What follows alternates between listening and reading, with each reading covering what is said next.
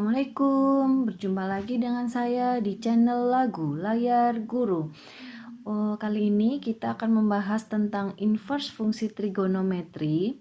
Kalian bisa lihat ya, ada pemaparan dulu bahwa untuk notasi inverse fungsi trigonometri itu bisa disimbolkan dengan Y sama dengan sinus pangkat negatif 1x, itu dibaca Y sama dengan inverse sin X, atau bisa kita tuliskan Y sama dengan arcus sinus X, atau ditulis ARC sin X, dan seterusnya. Kemudian inverse fungsi trigonometri adalah merupakan kebalikan dari fungsi trigonometri.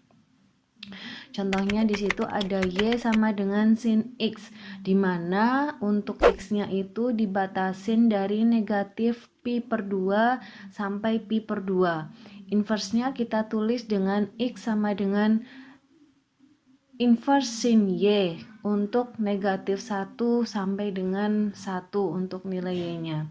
Dan untuk yang lain-lainnya bisa dilihat sendiri ya. Kita langsung masuk saja. Untuk rumus fungsi di sini komposisi dari inverse dan fungsi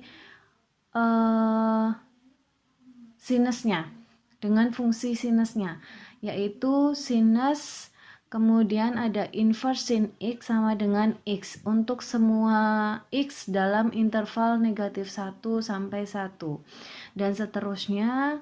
Bisa dilihat dalam pemaparan di situ. Oke. Nah, sekarang kita tinggal lanjut untuk pembahasan contoh soal. Baik, untuk contoh soal yang pertama ada inverse sin setengah. Nah, bagaimana cara menyelesaikan ini? Oke, supaya lebih paham ya anak-anak. Tadi untuk simbol dari inverse, selain menggunakan pangkat negatif 1 ini, kita juga bisa menyimbolkan dengan arcus. Jadi bisa kita tulis arcus sin setengah. Oke, nah kalian harus hafal untuk sudut istimewanya. Sin berapa yang hasilnya setengah? Berapa? 30 derajat. Oke, kalau kita buat dalam sudut radian, bentuknya akan menjadi pi per 6. Nah, ini untuk soal yang pertama. Kemudian soal yang kedua, ada sinus inverse dari sinus negatif setengah. Oke. Nah, kalian masih ingat untuk bentuk dari sin negatif theta? Hasilnya negatif sin theta. Oke. Nah, jika kita simbolkan dengan arcus, bisa kita tuliskan atau keluarkan negatifnya. Jadi arcus sin setengah. Ini ya. Nah, sinus sudut berapa yang hasilnya setengah? Tadi sudah ada jawabannya, 30 derajat. Oke, karena di depan ada tanda negatif. Nah, kalau dalam sudut radian jadi negatif pi per 6. Soal selanjutnya ada inverse cos 0. Nah, nih bagaimana cara menyelesaikan ini? Bisa kalian buat seperti tadi, yaitu arcus cos 0. Nah, kosinus sudut berapa yang hasilnya 0? Berapa? 90 derajat. Atau kalau kita buat sudut radian, pi per 2. Oke, soal berikutnya.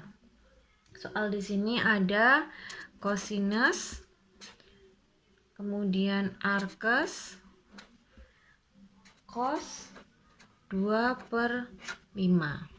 Nah, masih ingat untuk konsep dari inverse dari cosinus? Konsepnya adalah cos, kemudian inverse dari cos X, maka hasilnya adalah X. Nah, kalian perhatikan untuk bentuk yang di atas.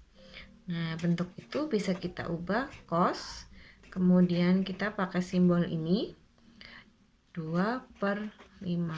Hasilnya berapa? Lihat di sini. Hasilnya berapa? 2/5. Nah, bagaimana sekarang dengan yang inverse dari tangan?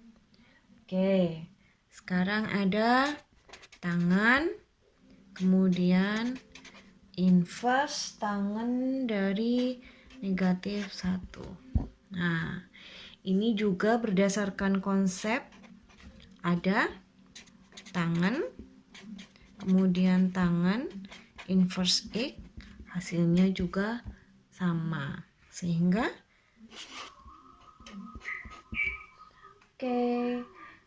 kemudian soal berikutnya ada tangan, kemudian inverse dari tangan, kemudian akar 5. Sama ya, hasilnya adalah akar 5. Kita lanjutkan, ada sinus, kemudian inverse tangan akar 3. Nah, bagaimana cara menyelesaikan ini? Yang pertama, kita misalkan dulu untuk tangan inverse tangan akar 3, ini kita misalkan theta. Sehingga untuk tangan theta nilainya adalah akar 3. Oke. Nah, bagaimana kita akan menyelesaikan untuk bentuk ini? Ini kalau kita terapkan yang ini berarti sin theta sama dengan titik-titik. Nah, bagaimana kita menerapkan?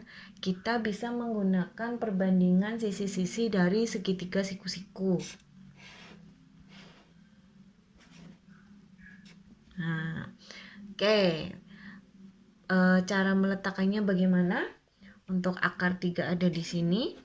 Kemudian yang sisi mendatar ini 1. Untuk sisi miringnya berapa? Sisi miring 2. Ingat konsep Pitagoras ya. Sehingga untuk sin theta, nah, untuk sin theta berapa ketemunya? Nah, untuk sin theta hasilnya akar 3/2, sehingga bisa kita kembalikan lagi ke bentuk soalnya. Karena theta tadi kita misalkan tangan inverse tangan akar 3, maka hasilnya adalah akar 3/2. Selesai. Untuk soal terakhir ada kosinus inverse tangan negatif 8/15. Sama seperti tadi, kita misalkan dulu tetanya adalah inverse tangan negatif 8/15. Oke, sehingga tangan theta sama dengan negatif 8/15. Nah, ini berada di kuadran 4. Oke, berada di kuadran 4. Kita cari dulu untuk segitiganya seperti ini ya. Oke, ini tetanya. Nah, -8 di sini. Kemudian 15 di sini. Sisi miringnya berapa? Sisi miringnya adalah 17. Sehingga untuk soal di atas kosinus ini Kita ubah dulu menjadi theta, sehingga kosinus theta sama dengan berapa yo? 15 per 17. Nah, atau bisa kita ubah kosinus tangan inverse tangan negatif 8 per 15 sama dengan 15 per 17. Sekian pembahasan soal pada hari ini. Sampai berjumpa lagi di channel Lagu. Wassalamualaikum warahmatullahi wabarakatuh.